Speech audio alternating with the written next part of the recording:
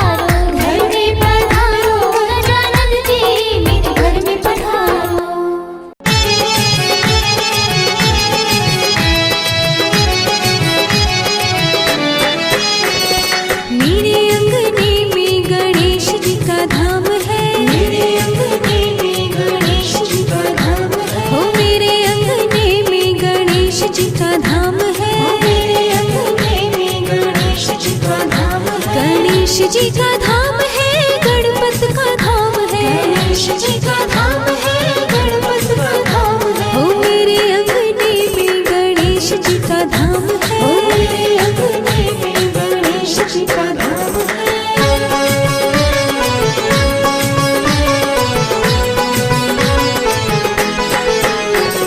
जिनकी बीवी रिद्धि सिद्धि उनका बड़ा नाम है, जिनकी बीवी रिद्धि सिद्धि उनका बड़ा नाम है। लंबी सूंड वाले गणेश उनका नाम है, लंबी सूंड वाले गणेश उनका नाम है। मेरे अंगने में गणेश जी का धाम है, मेरे अंगने में गणेश जी का धाम है।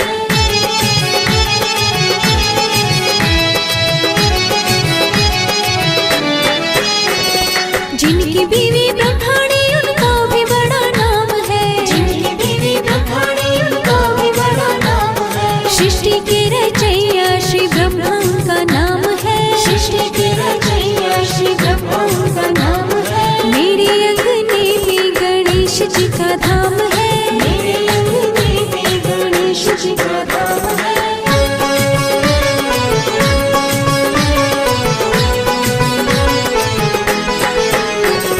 जिनकी बीवी लक्ष्मी उनका भी बड़ा नाम है, जिनकी बीवी लक्ष्मी उनका भी बड़ा नाम है। चक्र के चलैया श्री विष्णु उनका नाम है, चक्र के चलैया श्री विष्णु उनका नाम है। मेरे अंगने में गणेश जी का धाम है, मेरे अंगने में गणेश जी का धाम है।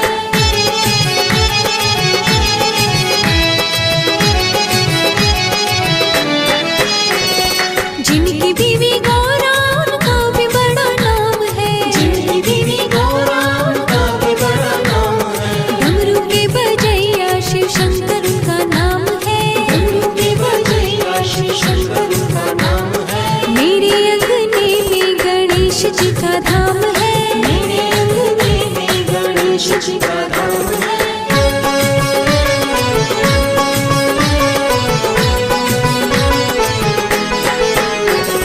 जिनकी बीवी सीता उनका भी बड़ा नाम है, जिनकी बीवी सीता उनका भी बड़ा नाम है। धनुष की चलैया श्री राम उनका नाम है, धनुष की चलैया श्री राम उनका नाम है। मेरे अंगने में गणेश जी का धाम है, मेरे अंगने में गणेश जी का धाम है।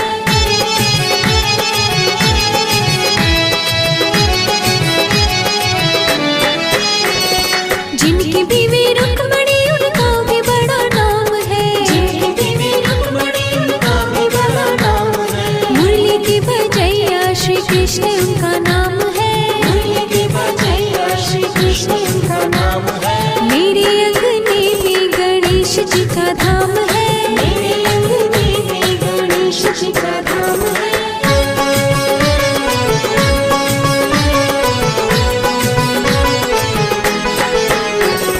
जिनकी माता अंजनी उनका भी बड़ा नाम है, जिनकी माता अंजनी उनका भी बड़ा नाम है। पर्वत के उठैया बजरंगी उनका नाम है, पर्वत के उठैया बजरंगी उनका नाम है। मेरे अंगने में गणेश जी का धाम